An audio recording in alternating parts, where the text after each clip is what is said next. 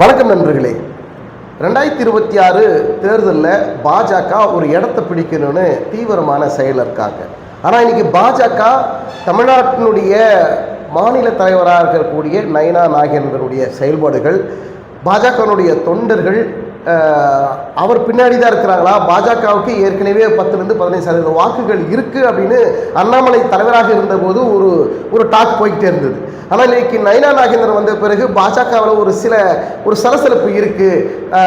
இந்த தலைவர் அண்ணாமலை இருந்திருக்கலாம், இவர் மாற்றினால எங்களுக்கு ஒரு கசப்பு இருக்குங்க அப்படின்னு சில பேச்சுகள் நம்ம கடந்த சில மாதங்களாக கடந்த சில வாரங்களாக நம்ம கேட்டது உண்டு. ஆனால் இன்னைக்கு 2026 தேர்தலை பொறுத்த வரைக்கும் பாஜகவில் அதிமுக இணைந்திருக்கிறது, கூட்டணியில் இருக்கிறாங்க. ஆனாலும் இங்கே ஒரு பேஸ் இன்னும் ஒரு ஸ்ட்ராங் ஆக்கணும், மிகப்பெரிய அளவில் வலிமையை கொண்டு வரணும்னு அமித்ஷா அவருடைய திட்டம் தமிழ்நாட்டில் இந்த தேர்தலில் பலிக்குமா? தமிழ்நாட்டை பொறுத்த வரைக்கும் மற்ற மாநிலங்களை காட்டிலும் தமிழ்நாடு அவ்வளோ எளிதான தேர்தல் கிடையாது. தமிழ்நாடு சாதாரண எடுத்துக்க முடியாது. பீகாரோ இல்லை மற்ற மத்திய பிரதேசமோ மற்ற மாநிலங்களில் பாஜக நினைக்கிறத செய்வாங்க.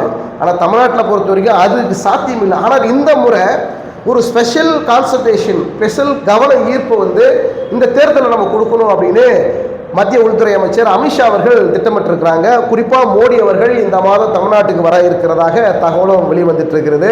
ஏன்னா இப்போ கடந்த சில மாதங்களாக பார்த்தீங்கன்னா பல அமைச்சர்கள், பாஜகவினுடைய மூத்த தலைவர்கள் ஒவ்வொருத்தரும் தமிழ்நாட்டுக்கு இப்போ படையெடுத்து வர ஆரம்பிக்கிறாங்க. காரணம் என்னன்னா, ஒரு கவனத்தை பீகார் தேர்தலை முடித்துவிட்டு தமிழ்நாட்டுடைய தேர்தல் 2026க்காக அவருடைய கவனத்தை முழுமையாக திசை திருப்பி தேர்தலை உற்று நோக்கணும், நம்ம ஒரு இடத்தை பிடிக்கணுங்கிறதுல ஒவ்வொரு மத்திய அமைச்சர்கள், பாஜகவுடைய மூத்த தலைவர்களை தொடர்ந்து நிர்மலா சீதாராமன் உட்பட, அமித்ஷா உட்பட, இப்போ மோடி இந்த மாதம் வர இருக்கிறார், இப்படி பல தலைவர்கள் தொடர்ந்து தமிழ்நாடுக்கு வந்தவண்ணம் இருக்கிறாங்க. காரணம் என்னன்னா, இங்க ஒரு பேஸ் உருவாக்கணும், ஒரு அதிர்வலையை உருவாக்கணும்னு நினைக்கிறாங்க. ஆனால் இங்க இருக்கக்கூடிய திராவிட கட்சி திமுக ஒரு பலமான ஒரு கட்சியாக, பலமான ஒரு கூட்டணியாக இருக்கிறார்கள். அவர்களை எளிதாக வீழ்த்துவது என்பது சாதாரணமான விஷயம் கிடையாது. ஆனால் மற்றவர்களுக்கு அவர்களை வீழ்த்தி நம்ம ஆட்சி பிடிக்கணுங்கிறதுல திட்டமிடுறாங்க. அது காலப்போக்கில் தேர்தல் நெருங்குற நேரத்தில் மக்கள் யாருக்கு வாக்களிக்கிறார்களோ அதை பொறுத்து நடக்கும். ஆனால் இப்போ நம்ம என்ன சொல்ல வரோம் முக்கியமா அப்படின்னா, பாஜகவுடைய ஓட்டு வங்கி சில பேர் என்னன்றாங்க, 3% இருக்குது, 5% இருக்குது. இல்லைங்க, அண்ணாமலை போன தலைவராக, மாநில தலைவராக இருந்தபோது 10-15% வாக்கு சதவீதத்தை தக்க வச்சுட்டு இருந்தாருங்க. அண்ணாமலையே தலைவராக இருந்திருந்தால் இன்னைக்கு இந்த ஒரு சலசலப்பு ஏற்பட்டிருக்காது அப்படின்னு ஒரு பக்கம் பேசுகிறாங்க. ஆனால் பாஜகனுடைய பைலாப்படி, பாஜகனுடைய தலைவருடைய சட்ட விதிமுறைகள் படி இத்தனை ஆண்டுகளுக்கு ஒரு முறை தலைவரை மாற்றணும் அப்படிங்கிறது ஒரு சட்ட விதி பாஜகவுக்கு இருக்குது. அந்த அடிப்படையில் அண்ணாமலையை நீக்கிவிட்டு இன்னைக்கு நயனா நாகேந்திரன் பாஜகனுடைய மாநில தலைவராக நியமித்திருக்கிறார்கள். அது கட்சியினுடைய உள் விவகாரம், அதில் நம்ம தலையிட முடியாது. ஆனால் அண்ணாமலை மாநில தலைவராக இருந்த பொழுது மக்கள் மத்தியில் ஒரு எழுச்சி ஏற்பட்டது. தமிழ்நாட்டு மக்கள் மத்தியில், பாஜகவுடைய தொண்டர்கள் மத்தியில், மற்ற கட்சியில் கூட எப்பா என்னப்பா அண்ணாமலை இப்படி பேசுகிறாரு, புள்ளி விவரமாக பேசுகிறாரு அப்படின்னு ஒரு கவனத்தை ஈர்க்கப்பட்டார். அதில் மாற்று கருத்துக்கே இல்லை, நிச்சயமாக யாராலும் மறுக்க முடியாது. மற்ற மாற்று கட்சியில் இருக்கக்கூடிய தலைவர்கள் கூட அண்ணாமலையினுடைய பேச்சு, அண்ணாமலையுடைய புள்ளி விவரமான தகவல்கள் கண்டு கூட சில பேர் யோசனை பண்ணது உண்டு, கொஞ்சம் அச்சப்பட்டது உண்டு.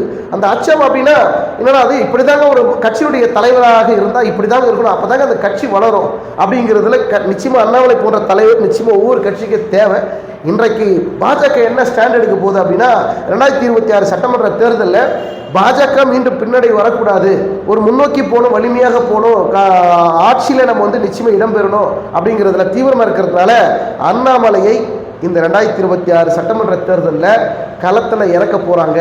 நேரடியான பார்வையில் அண்ணாமலையோட நேரடி தேர்தல் பணியில், அதாவது இந்த பிரச்சார பணியில். ஏன்னா மாநில தலைவராக இருந்தார், இப்போ இல்லை, இப்போ நயனா நாகேந்திரன் இருக்கிறார். முழுக்க முழுக்க நயனா நாகேந்திரன் மாநில தலைவர், அவருக்கு பின்னாடி தான் இந்த கட்சி இங்கே மாநிலத்தில் இயங்கும். ஆனால் அண்ணாமலை கட்சி பொறுப்பில், அதாவது கட்சியில் இருக்கிறாரே தவிர மாநில பொறுப்பில் இல்லை, அதாவது தலைவராக இல்லை. அப்படிங்கிற பட்சத்தில் அமித்ஷா அவர்கள், மோடி அவர்களுடைய பிளான் என்னன்னா, மீண்டும் அண்ணாமலையை களத்தில் இறக்கி எப்படி மாநில தலைவராக இருக்கின்ற போது எப்படி செயல்பட்டாரோ, இன்னைக்கு மாநில தலைவராக இல்லாவிட்டாலும் நயினா நாகேந்திரன் மாநில தலைவராக இருக்கிறார். அந்த இடத்திலிருந்து அண்ணாமலையை இனிமே இயக்க வேண்டும். அந்த தேர்தல் 2026 தேர்தல் முடிகிற வரைக்கும் அண்ணாமலைய செயல்பாடுகள் தீவிரமாக இருக்கணும்னு சொல்லிட்டு அண்ணாமலையை ஸ்பெஷலாக களத்தில் இறக்க போகிறாங்க.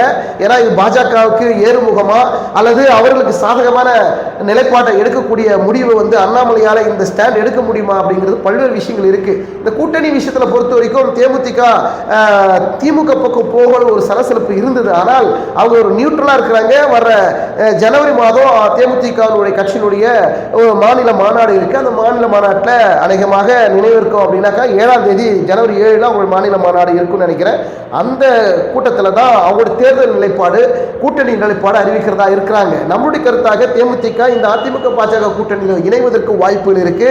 பாமக அதாவது அன்புமணி ராமதாஸ் இல்ல ராமதாஸ் இரு அணிகளாக இருக்கிறார்கள். அவர்கள் இந்த பக்கம் திமுக பக்கம் யார் போக போறாங்க இல்ல பாஜக அதிமுக கூட்டணி பக்கம் யார் வர போறாங்கிறது அது இன்னும் சில வாரங்களில் தெளிவாக தெரிந்துவிடும். இப்படி இருக்கிற சூழல்ல அதிமுக பாஜக கூட்டணியில விஜய் இணைவார் அப்படின்னு சொல்றாங்க. ஆனால் விஜய் நாளை இணையிலைங்க, என் தலைமை ஏற்றி யாருன்னா வாங்க அவங்கள தான் நான் கூட்டணி இணைத்துப்பேன், நான் தான் முதல்வர் வேட்பாளர், நான் யாரும் நம்பி நான் வரல, யாரும் நம்பி நான் இல்லைன்னு அவர் தனி ஒரு ட்ராக் எடுக்கிறாரு. இப்படி இருக்கிற பட்சத்தில் எடப்பாடி பழனிசாமிக்கு ஒரு சிக்கலான ஒரு சூழல் இருக்கு. நம்ம பாஜகவில் இருக்கிறோம், நம்ம கூட்டணியில் பலமா இருக்கிறோம், நம்ம தான் வெற்றி பெற போறோம்னு எடப்பாடி பழனிசாமி தைரியமாக இருந்து விட முடியாது. காரணம் என்னன்னா, ஏற்கனவே அதிமுக இருக்கக்கூடிய மூத்த தலைவர்கள் செங்கோட்டையன் உட்பட, ஓ பன்னீர்செல்வம் உட்பட, சசிகலா உட்பட, டிடி உட்பட பல தலைவர்கள் இன்னைக்கு அதிமுகவில் இல்லை. அப்போ அப்படி பிரிந்திருக்கக்கூடிய ஒரு சூழலை எடப்பாடி பழனிசாமி தலைமையை நம்பி எல்லா அதிமுக உண்மை தொண்டர்களும் ஒற்றுமையாக இருக்கிறார்களா அப்படிங்கிறது 1000 கேள்விகள் இருக்கு. இப்படி இருக்கிற பொழுது எடப்பாடி பழனிசாமி என்ன தைரியத்தில் என்ன நம்பிக்கையில் இருக்கிறார் அப்படிங்கிறது அவருக்கு மட்டும்தான் தெரியும். அப்படி இருக்கிற போது எப்படி இந்த தேர்தலை எதிர்கொள்ள போகிறார்? பாஜக கூட்டணி இருந்து விட்டால் நம்ம இந்த சிறுபான்மையினர் வாக்குகள் விஷயத்துல ஒரு சிக்கல் இருக்கும். இதையெல்லாம் எப்படி எடப்பாடிக்கு அதிமுக கூட்டணிக்கு இந்த வாக்குகள் வரும் அப்படிங்கிறத ஒரு கேள்வி இருக்கு. பொறுத்து பார்க்கலாம். கூட்டணி நிலைப்பாடு வருகின்ற போது பாஜக கேட்கின்ற அந்த தொகுதிகளை இந்த ஒரு 80-100 தொகுதிகளை சீட்டை கேட்கிறாங்கன்னா எடப்பாடி பழனிசாமி கொடுக்க முன் வருவாரா? ஏன்னா எடப்பாடி பழனிசாமி தான் கட்சியினுடைய அதாவது இந்த கூட்டணியுடைய முதல்வர் வேட்பாளர்னு ஏற்கனவே வந்து அமித்ஷா அவர்கள் அறிவித்து விட்டார். ஓகே, அதுல பிரச்சனை கிடையாது. ஆனா இங்க விஜய் அவர்கள் அவர் ஏற்கனவே என்ன பண்றாரு, இங்க அதிமுக பாஜக கூட்டணிக்கு வரணும் அப்படின்னா இங்க கண்டிஷன்லாம் கிடையாது, வாங்கன்னு அழைக்கிறாங்களே தவிர இன்னும் விஜய் அவருக்கு எந்த இசையும் தெரிவிக்கவில்லை. ஆனால் நேற்று அதற்கு முன்பு தினம் ஏற்கனவே கூட்டம் நடந்த அந்த கூட்டத்தில் கூட விஜய் அவர்கள் என்ன சொன்னார்னா, ஒருமனதாக விஜய் அவர்கள் தான் முதல்வர் வேட்பாளர் தாவேகா வந்து கட்சி தலைமை அறிவித்திருக்கிறது. அப்படி இருக்கிற போது முதல்வர் வேட்பாளராக விஜய் அவர்கள் இருக்கின்ற போது இங்கு பாஜக அதிமுக கூட்டணியில் எடப்பாடி பழனிசாமி முதல்வர் வேட்பாளராக அறிவிக்கப்பட்ட பிறகு இங்க முதல்வர் வேட்பாளருக்கு சிக்கல் ஏற்படுகிறது. எப்படி கூட்டணியில் இணைவார்கள், யார் இதை காம்ப்ரமைஸ் பண்ண போறாங்க, யார் விட்டு கொடுக்க போறாங்க? கூட்டணியில நம்ம இணைந்தால் போதும், ஆட்சி பிடித்தால் போதும், ஆட்சியில் வந்துட்டோம்னா நம்ம அதிகாரத்துக்கு வந்துடலாம், அமைச்சராக ஆகிவிடலாம், அப்படி கொஞ்சம் விட்டு கொடுத்து இறங்கி வருவதற்கு விஜய் நினைப்பாரா, சம்மதிப்பாரா அப்படிங்கிறது கேள்விகள் 1000 இருக்கிறது. பொறுத்திருந்து பார்க்கலாம். உங்களுடைய கருத்துக்களை கமெண்ட் செக்ஷன்ல பதிவு பண்ணுங்க. விஜய் எடுக்கக்கூடிய ஒவ்வொரு ஸ்டாண்டும் ஒவ்வொரு அரசியல் நிலைப்பாடும் அவர் தாவேக்காவுடைய அரசியல் எதிர்காலத்திற்கு இது நல்லதா, இல்லை அவர் தனித்து நின்று எத்தனை சதவீத வாக்குகள் பதிவாகிறது, அந்த சதவீத வாக்குகள் பெற்றால் போதும் எங்களுடைய வலிமையை அடுத்த தேர்தலை காட்டுறேங்க அப்படின்னு தனியாக நிற்க போறாரா? இல்லைங்க, இந்த தேர்தலில் நம்ம கூட்டணி நிலைப்பாடு எடுத்து நம்ம வந்து முதல்வர் துணை முதல்வர் அந்த கேட்டகரியில் நம்ம அதிகாரத்தை பிரித்துக் கொள்ளலாம் அப்படின்னு இறங்கி வருவதற்கு விஜய் தயாராக இருப்பாரா அப்படிங்கிறத நம்ம பொறுத்திருந்து பார்க்கலாம். உங்களுடைய கருத்துக்களை கமெண்ட் செக்ஷன்ல மறக்காம பதிவு பண்ணுங்க. மீண்டும் அடுத்த ஒரு வீடியோ சந்திப்போம். நன்றி, வணக்கம்.